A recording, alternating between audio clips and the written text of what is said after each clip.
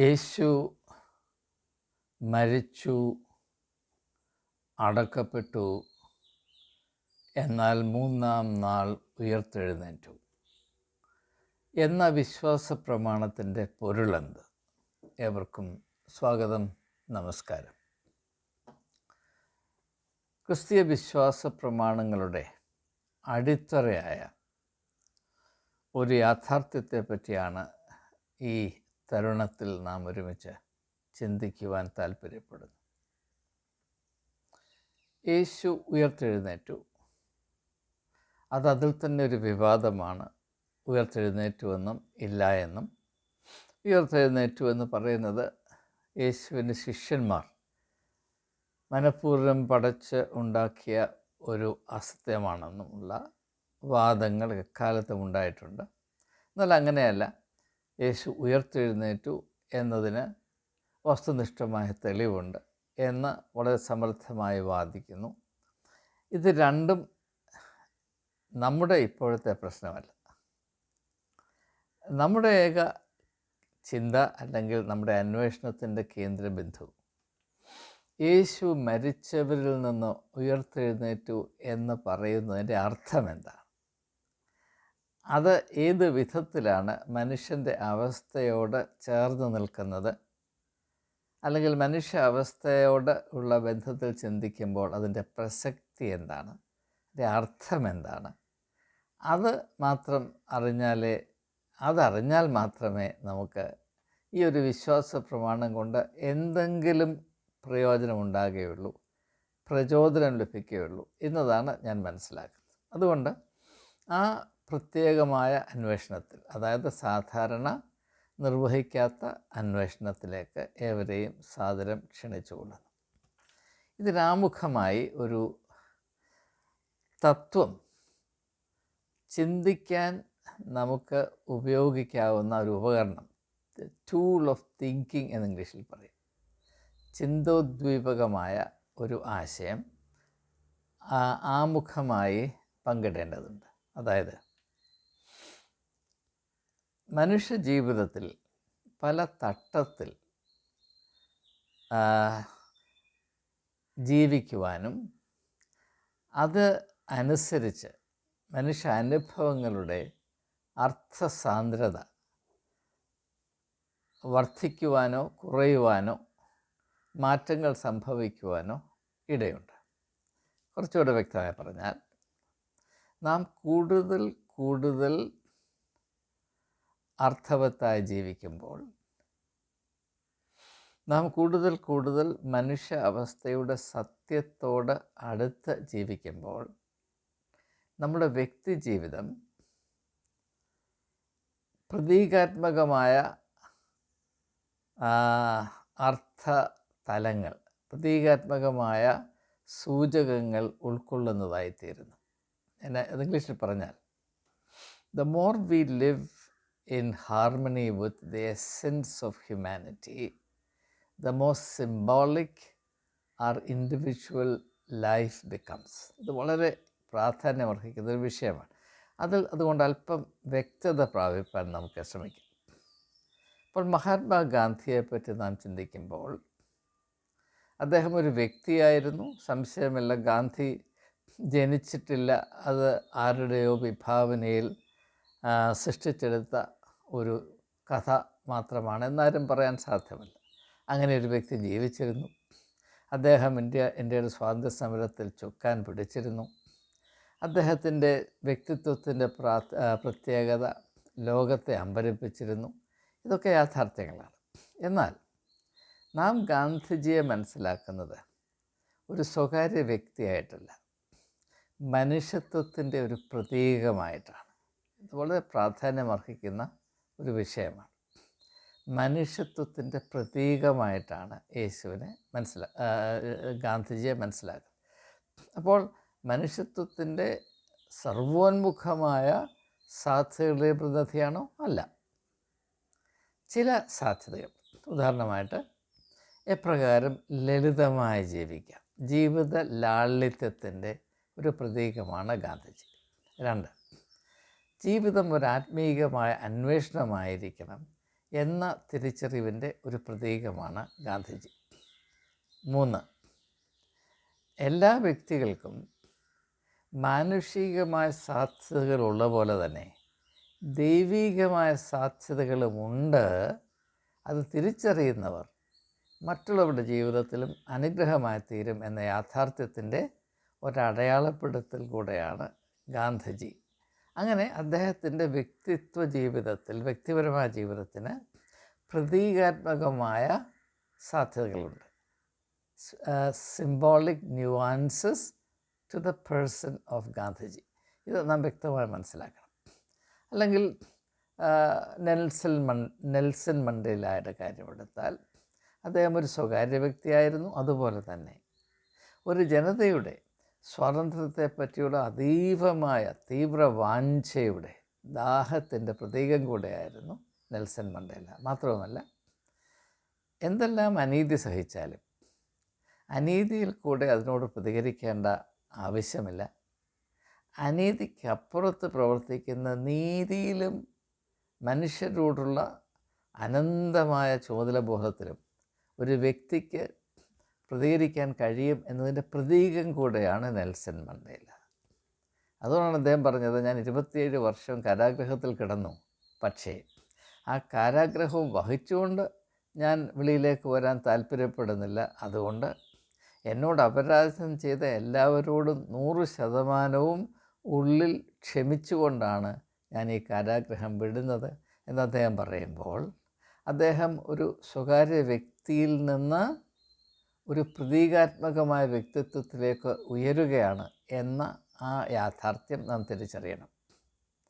അങ്ങനെ നാം മനുഷ്യജാതിയുടെ ചരിത്രത്തിൽ സ്മരിക്കുന്ന വ്യക്തികളെല്ലാം അവർ വ്യക്തിപരമായ ജീവിതം നയിക്കുമ്പോൾ തന്നെ അതിനതീതമായി പ്രതീകാത്മകമായ ആ സൂചനകളുടെ വ്യക്തിത്വവും പ്രാപിച്ചിരുന്നു.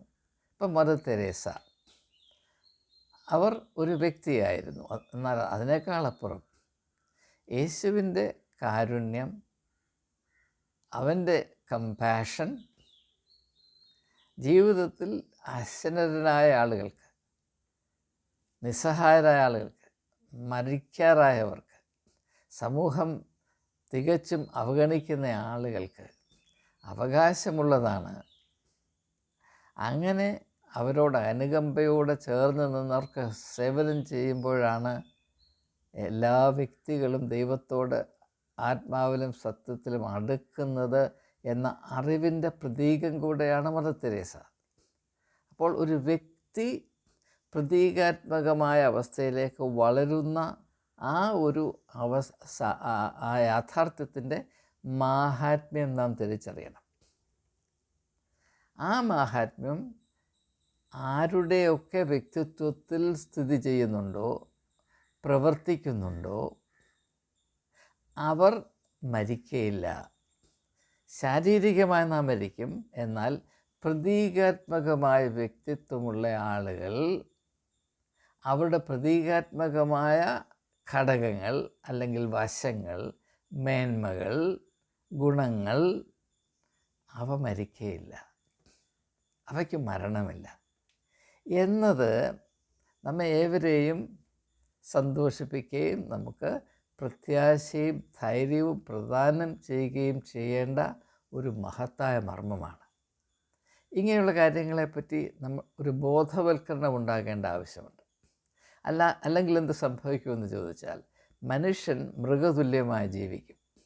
ഒരു മൃഗത്തിന് ധാർമ്മികവും ആധ്യാത്മികവുമായ തലത്തിൽ പ്രതീകാത്മകത ഉണ്ടാകുവാൻ സാധ്യമല്ല. എന്നാൽ ഒരു മൃഗത്തിന് ശാരീരികമായ പ്രതീകാത്മകത ഉണ്ടാകും. ഉദാഹരണമായിട്ട് ഒരു പുലി, അത് വേഗതയുടെ പ്രതീകമാണ്.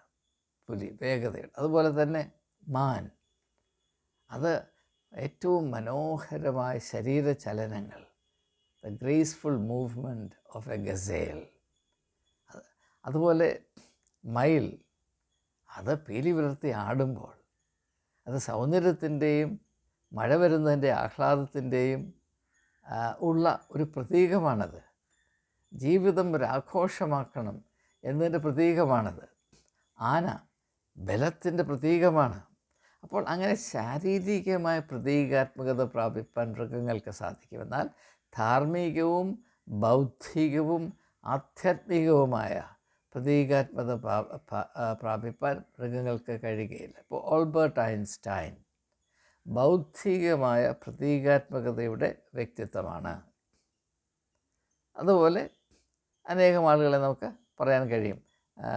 പ്ലേറ്റോ ആണെങ്കിലും അരിസ്റ്റോട്ടിലാണെങ്കിലും, ഇപ്പോൾ സാഹിത്യത്തിൽ ടോൾസ്റ്റോയ്, ഡോസ്റ്റോവ്സ്കി, ഷേക്സ്പിയർ, മിൽട്ടൺ, കാളിദാസൻ, ഇങ്ങനെയുള്ള പ്രതീകാത്മകതയുള്ള വ്യക്തിത്വം. അവരുടെ ഓർമ്മകൾ മരിക്കുവാൻ നാം അനുവദിക്കുകയില്ല. കാരണം പ്രതീകങ്ങൾക്ക് മരണമില്ല. ദയവായി മനസ്സിലാക്കുക. ശാരീരികമായത്, ആക്ഷരികമായത് പട്ടുപോകും, പക്ഷെ പ്രതീകങ്ങൾക്ക് മരണമില്ല. അപ്പോൾ ആ തലത്തിലേക്ക് നമുക്ക് ഉയരാൻ കഴിയണം. ഇതാണ് ആത്മീയതയുടെ ലക്ഷ്യം. ആത്മീയതയുടെ ലക്ഷ്യം എന്താണ്? ആക്ഷരികതയിൽ നിന്ന്, ഭൗതികതയുടെ പരിമിതിയിൽ നിന്ന് മനുഷ്യർ ദൈവത്തിൻ്റെ രൂപത്തിലും സാദൃശ്യത്തിലും സൃഷ്ടിക്കപ്പെട്ടവരായതുകൊണ്ട് ഭൗതികതയുടെ, ആക്ഷരികതയുടെ പരിമിതിയിൽ നിന്ന് ഉയർത്തപ്പെട്ട് ആക്ഷരികതയുടെ അമർത്യത പാലിക്കത്തക്കവണ്ണം അവർക്ക് വളരുവാൻ, ഉയരുവാനുള്ള കൈത്താങ്ങലാണ് ആത്മീയത. അതിൻ്റെ ഏറ്റവും മഹനീയമായ അടയാളപ്പെടുത്തലായിട്ടാണ് യേശു ചരിത്രത്തിലേക്ക് പ്രവേശിച്ചത്. അതാണ് സുവിശേഷങ്ങളുടെ ഹൃദയഭാഗം. ഇതിനെപ്പറ്റി വ്യക്തതയില്ല എന്നതാണ് ക്രിസ്തീയ ഗോളത്തിൽ സ്ഥിതി ചെയ്യുന്ന ഏറ്റവും വലിയ പരാധീനത. ഞാൻ ഇനിയും ഈ ഒരു സർവ്വലൗകികമായ തത്വം അവതരിപ്പിച്ചതിനു ശേഷം അതേതാണ്ട് വ്യക്തമായി എന്ന പ്രതീക്ഷയിൽ യേശുവിൻ്റെ ഉയർത്തെഴുന്നേൽപ്പിനെ പറ്റിയുള്ള അറിവ് പ്രാപിപ്പാൻ തക്കവണ്ണം നമ്മുടെ അന്വേഷണം തുടരാം. മനുഷ്യജീവിതം ആത്മീയമായി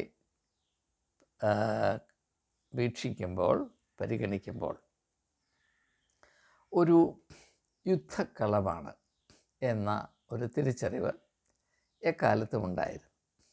നന്മയും തിന്മയും പോരാടുന്ന ഒരു യുദ്ധക്കളമാണ് മനുഷ്യ അവസ്ഥ, ഓരോ വ്യക്തിയുടെയും ജീവിതം. അതുകൊണ്ടാണ് എല്ലാവരുടെയും ഉള്ളിൽ നന്മയുമുണ്ട്, തിന്മയുമുണ്ട്. ആരും 100% നന്മയല്ല, ആരും 100% തിന്മയുമല്ല. നന്മയും തിന്മയും ഒരേ സമയത്ത് പ്രവർത്തിക്കുകയും പരസ്പരം സംഘർഷത്തിലാകുകയും ചെയ്യുന്ന ഒരു യുദ്ധഭൂമിയാണ് ഓരോ വ്യക്തിയും എന്നതാണ് മനുഷ്യൻ്റെ ഒരു പ്രത്യേകത. എന്നാൽ ഇവിടെ ഉള്ള പ്രശ്നം എന്താണ്? ഇത് കുറഞ്ഞ പക്ഷം 2500 വർഷങ്ങളായി പരിഗണിച്ച് പല ആളുകൾ ഇതിനെപ്പറ്റി ചിന്തിച്ച് വരുന്ന ഒരു സമീപനമാണ് ഞാൻ മനസ്സിൽ വെച്ചുകൊണ്ട് സംസാരിക്കുന്നത്.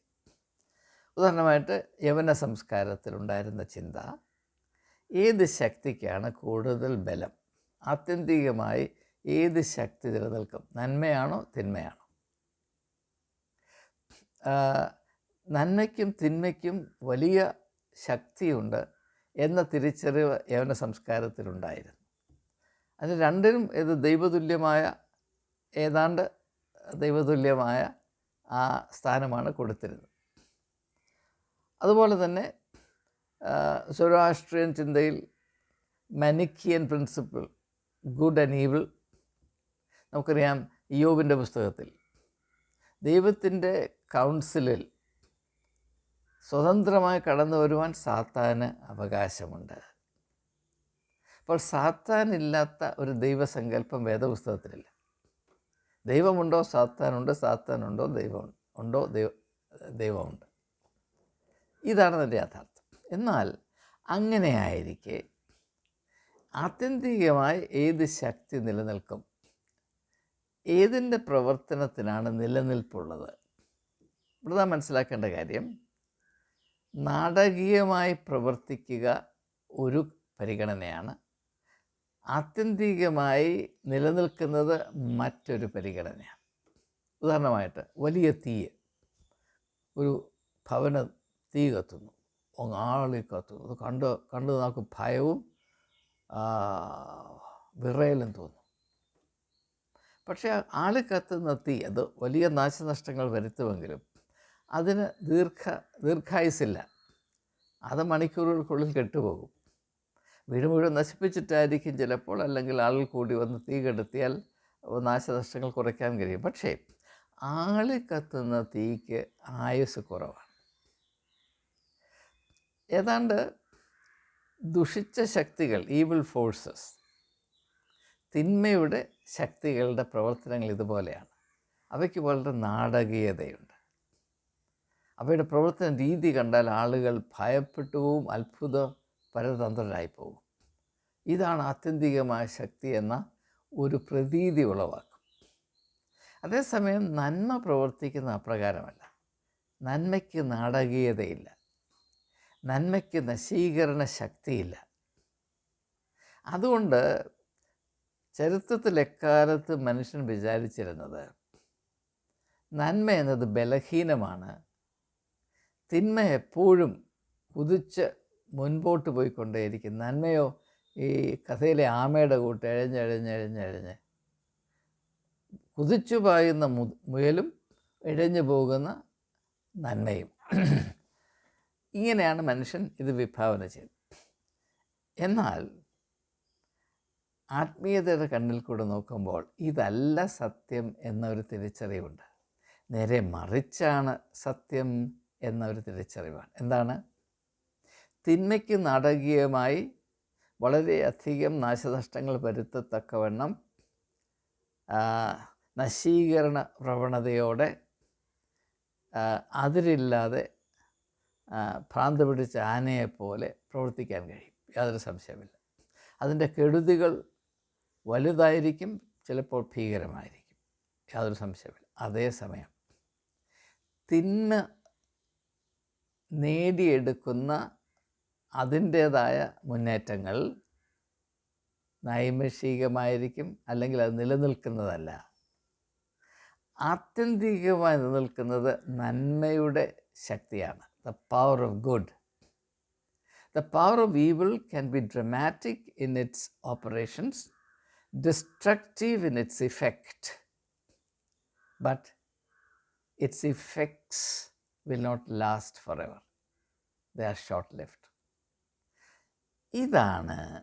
ഇതാണ് യേശുവിൻ്റെ ഉയർത്തെഴുന്നേൽപ്പിൽ അടങ്ങിയിരിക്കുന്ന മർമ്മമെന്ന് ഒരു പക്ഷേ നാളിതുവരെ ആരും നിങ്ങളോട് പറഞ്ഞിട്ടില്ല. നമുക്കത് മനസ്സിലാകുന്നതിന് വേണ്ടി ഈ സംഭവം ഒന്ന് പരിഗണിക്കാം.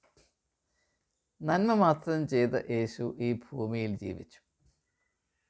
അവനിൽ യാതൊരു കുറ്റവുമില്ല എന്ന് ആവർത്തിച്ച് അവനെ വിചാരണ ചെയ്ത ഏവരും സാക്ഷ്യപ്പെടുത്തി.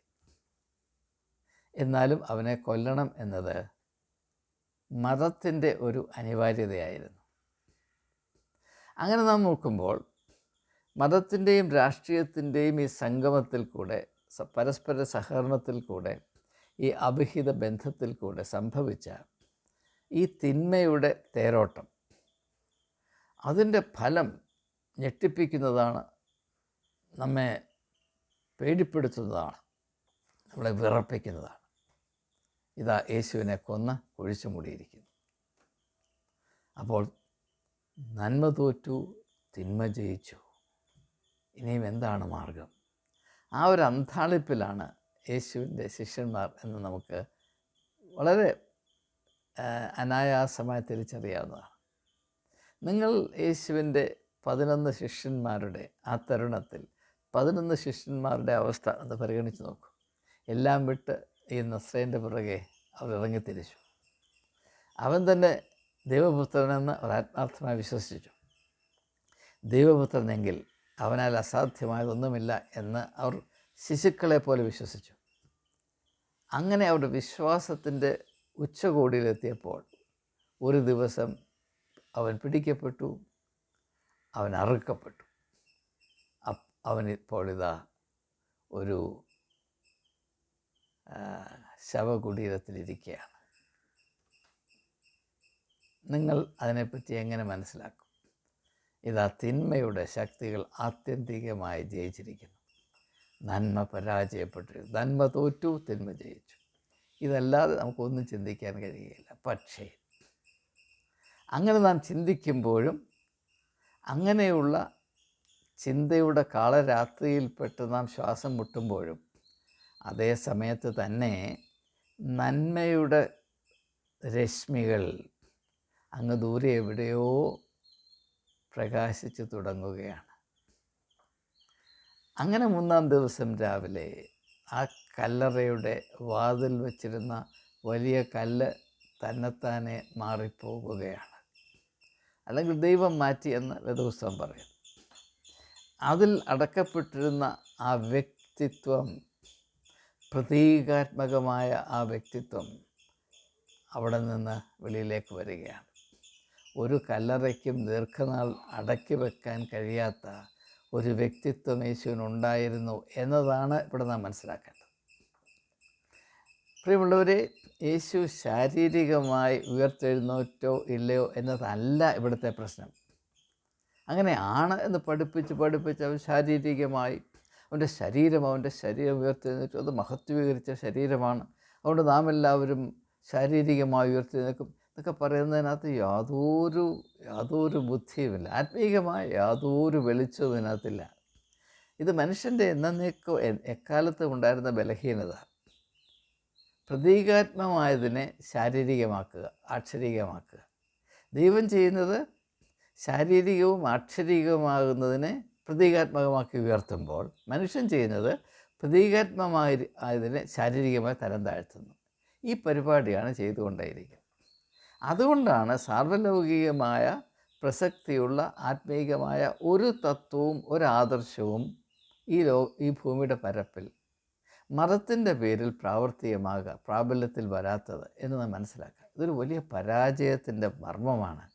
ഇത് നാം തിരിച്ചറിഞ്ഞേ മതിയാകും. അപ്പോൾ യേശു 3-ാം ദിവസം ഉയർത്തെഴുന്നേറ്റു എന്ന് പറഞ്ഞാൽ അർത്ഥം എന്താണ്?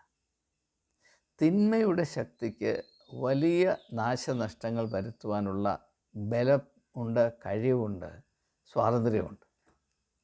എന്നാൽ തിന്മ വരുത്തി വയ്ക്കുന്ന നാശനഷ്ടങ്ങൾ അത് നേടി എന്ന് അതിന് തന്നെ തോന്നിക്കാവുന്ന നേട്ടങ്ങൾ അവയെ നിഷ്പ്രഭമാക്കുവാൻ പര്യാപ്തമായ ഒരു ശക്തി ഈ ലോകത്തിൽ പ്രവർത്തിക്കുന്നുണ്ട്. ഇതാണ് നമ്മുടെ ഓരോരുത്തരുടെയും ജീവിതത്തിൽ നമുക്ക് നന്മ പ്രദാനം ചെയ്യുവാൻ, ആത്മധൈര്യം നൽകുവാൻ പര്യാപ്തമായ ആത്മീയമായ തിരിച്ചറിവ്. പ്രിയമുള്ളവരെ, നാം ഓരോരുത്തരും നമ്മുടെ ജീവിതയാത്രയിൽ പല അവസരങ്ങളിൽ തിന്മയുടെ തിക്തഫലങ്ങൾ, അതിൻ്റെ വലിയ തോതിൽ കാളകൂടം ആ വിഷം കുടിച്ച് ഇറക്കിയിട്ടുള്ള ആ ഗതികേട് അനുഭവിച്ചവരാണ്. ഞാനത് നന്നേ അനുഭവിച്ചിട്ടുണ്ട്. പക്ഷേ ആ സന്ദർഭങ്ങളിൽ കൂടെ ഞാൻ കടന്നു പോകുമ്പോൾ പലപ്പോഴും ദീർഘനാളുകളായി അതേ അവസ്ഥയിൽ നാളെ എന്ന ഒരു യാഥാർത്ഥ്യം, ഒരു സാധ്യത ഉണ്ടാകുകയില്ല എന്ന് തോന്നിക്കത്തക്ക വിധത്തിൽ ഈ തിന്മയുടെ കാളരാത്രിയിൽ കൂടെ സഞ്ചരിക്കുമ്പോൾ അതിനപ്പുറത്ത് നന്മയുടെ ഒരു പ്രഭാതം കാണുവാനുള്ള കണ്ണ്, അതാണ് വിശ്വാസം. അത് മനസ്സിൽ വെച്ചുകൊണ്ടാണ് സങ്കീർത്തനക്കാരൻ പറയുന്നത്, കരച്ചിൽ വന്ന് രാപാർത്താലും ഉഷസ്സിങ്കൽ ആനന്ദഘോഷം തീർച്ചയായും വരും. പക്ഷെ അത് വരണമെങ്കിൽ ഏത് വ്യക്തിത്വമാണ് കരച്ചിൽ വന്ന് രാപാർക്കുന്നത്? ആ വ്യക്തിത്വത്തിൽ പ്രതീകാത്മകമായ ഘടകങ്ങളുണ്ടായിരിക്കണം. ഇപ്പോൾ ഒരു മൃഗത്തെ പോലെ നാം കഷ്ടം സഹിച്ചു, മൃഗത്തെ പോലെ മരിച്ചു. ആ മരണത്തിന് വേറൊരു പ്രഭാതമില്ല, അത് അവിടെ കൊണ്ട് അവസാനിച്ചു. എന്നാൽ അതല്ല, പ്രതീകാത്മകമായ വ്യക്തിത്വം പ്രാപിപ്പാൻ നാം കൂട്ടാക്കിയിട്ടുണ്ടെങ്കിൽ, അത് നമ്മുടെ ജീവിതത്തിൻ്റെ സത്യമാകുന്നുവെങ്കിൽ, ഈ കാളരാത്രിക്ക് അപ്പുറത്തൊരു പ്രഭാതം നമുക്കായി ഒരുക്കിയിട്ടുണ്ട്, യാതൊരു സംശയവുമില്ല. അതെൻ്റെ ഈ ശരീരം കൊണ്ടാണോ ഞാൻ എഴുന്നേൽക്കുന്നത്, അതെനിക്ക് പ്രശ്നമേ അല്ല. എനിക്ക് ആകെപ്പാടെ അറിയേണ്ടത്, ഈ രാത്രിക്കപ്പുറത്ത് ഒരു പ്രഭാതമുണ്ടോ? ഉണ്ട്. അതാണ് എൻ്റെ വിശ്വാസം.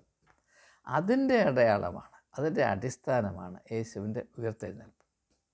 അപ്പോൾ അവിടെ നാം കാണുന്നത്, തിന്മ അതിൻ്റെ പ്രവൃത്തി അതിൻ്റെ ഏറ്റവും ഘോരമായ വിധത്തിൽ നിർവഹിക്കുന്നു. അത് വലിയ വിജയം പ്രാപിച്ചുവെന്നും അതിൻ്റെ പ്രാബല്യം, അതിൻ്റെ ആധിപത്യം എല്ലാറ്റിന്മേലും അടിച്ചേൽപ്പിച്ചിരിക്കുന്നു എന്നും കരുതി പ്രത്യാശയുടെ കവാടങ്ങൾ അടച്ച്, പ്രത്യാശയെ ഒരു കല്ലറയിലടക്കി, അതിൻ്റെ ഒരു വലിയ കല്ലുകൊണ്ട് മൂടി, അതിൻ്റെ മേൽ സാമ്രാജ്യത്തിൻ്റെ മുദ്രയും കുത്തി അങ്ങനെ ഇരിക്കുമ്പോൾ അതെല്ലാം ആരുമറിയാതെ തുടച്ചു നീക്കുന്നൊരു കരമുണ്ട്. അതുകൊണ്ട് കല്ലറയുടെ വാതിൽ തുറക്കപ്പെടും. അതിൽ കാരാഗൃഹത്തിലെന്ന പോലെ അടച്ചു വച്ചിരിക്കുന്ന ചില സാധ്യതകൾ വീണ്ടും ജീവൻ പ്രാപിക്കും. അതിന് മരണമില്ല. അതമർത്യമാണ്. അത് ഒരു പക്ഷേ അതും കൂടെ മനസ്സിൽ വെച്ചുകൊണ്ടായിരിക്കും ഭാരതത്തിൻ്റെ മണ്ണിൽ സനാതനമായി ആദ്യകാലം മുതലേ മനുഷ്യർ പ്രാർത്ഥിച്ചത്, മൃത്യോർമ അമൃതം ഗമയ, മരണത്തിൽ നിന്ന് അമർത്യമായ അവസ്ഥയിലേക്ക് ഞങ്ങളെ നടത്തണമേ. അസത്തോമാ സദ്ഗമയ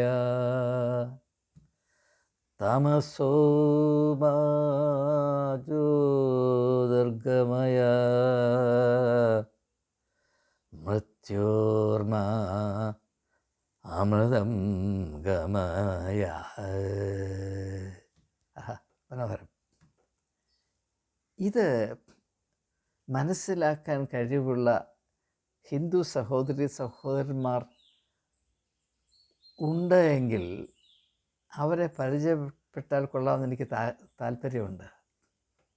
കാരണം അതിലടങ്ങിയിരിക്കുന്ന ആത്മീയമായ ദർശനവും യേശുവിൻ്റെ ഉയർത്തെഴുന്നേൽപ്പിൽ നാം മനസ്സിലാക്കുന്ന ആത്മീയമായ തത്വവും വളരെ വളരെ അടുപ്പമുള്ളതാണ് എന്ന് ഞാൻ പറയുമ്പോൾ സഭയുടെ മസ്തിഷ്ക പ്രക്ഷാളനത്തിനിരയായ സഭാ എരിവുകാർ എനിക്കെതിരെ പുലിയെപ്പോലെ ചാടും.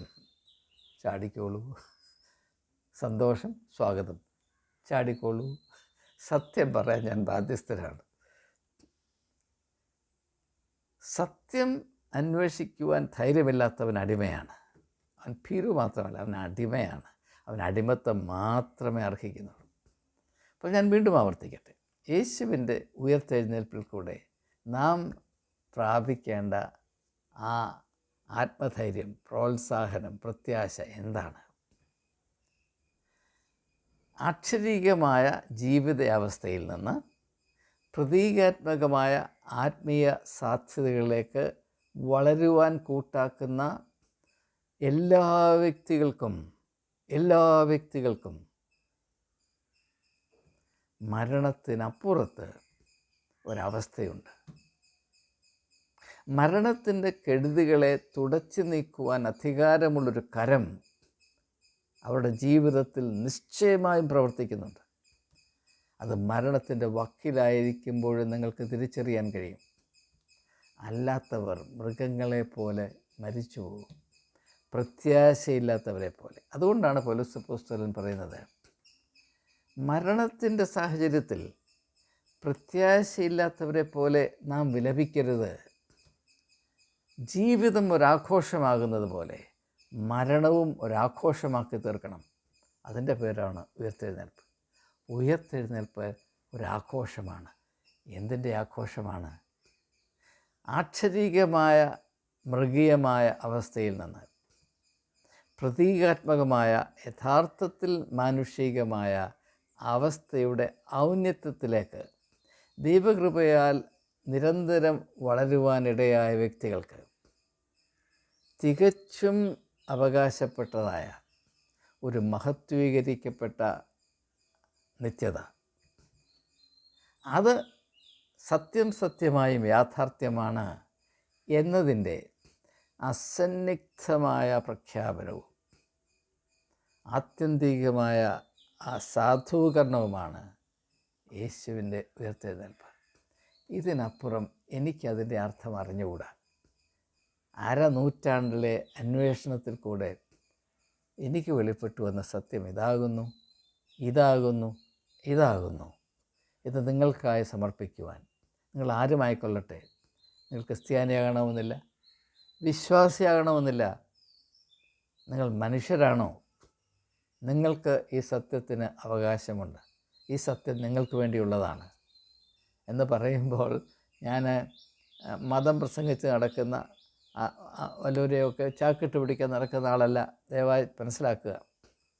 സത്യം സ്വീകരിപ്പാൻ, സത്യം എവിടെ കണ്ടാലും സ്വീകരിക്കാനുള്ള സ്വാതന്ത്ര്യം നമുക്കുണ്ടാകണം. അത് ഹിന്ദു മതത്തിലായിക്കൊള്ളട്ടെ, ഇസ്ലാം മതത്തിലായിക്കൊള്ളട്ടെ, ബുദ്ധമതത്തിലായിക്കൊള്ളട്ടെ, ജൈന മതത്തിലായിക്കൊള്ളട്ടെ, സർവാശ്രമ ഏത് മതത്തിലായിക്കൊള്ളട്ടെ, വേണ്ട മതം വേണ്ട.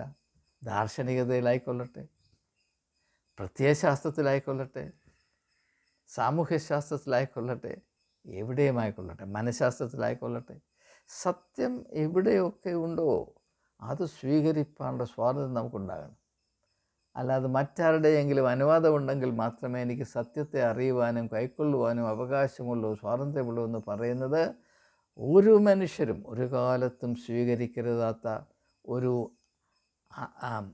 എന്താണ് പറയുന്നത്, ഒരു അഹങ്കാരത്തിൻ്റെ ഹുങ്കാരമാണ്, ശീൽക്കാരമാണത്. അത് അർഹിക്കുന്ന പുച്ഛത്തോടെ ഉപേക്ഷിച്ച് കളയണം. യേശു പറഞ്ഞു, ഞാൻ സത്യമാണ്, എന്നെ അനുഗമിപ്പീൻ. എൻ്റെ ആത്മാവ് നിങ്ങളിൽ വരുമ്പോൾ അവൻ തന്നെ നിങ്ങളെ സകല സത്യത്തിലേക്കും വഴി നടത്തും. അന്വേഷിപ്പീൻ, കണ്ടെത്തും. വഴി നടത്തും. അന്വേഷിപ്പീൻ, കണ്ടെത്തും. സത്യത്തെ അന്വേഷിപ്പീൻ. സത്യം അന്വേഷിക്കുന്നവർ സ്വതന്ത്രരാകും.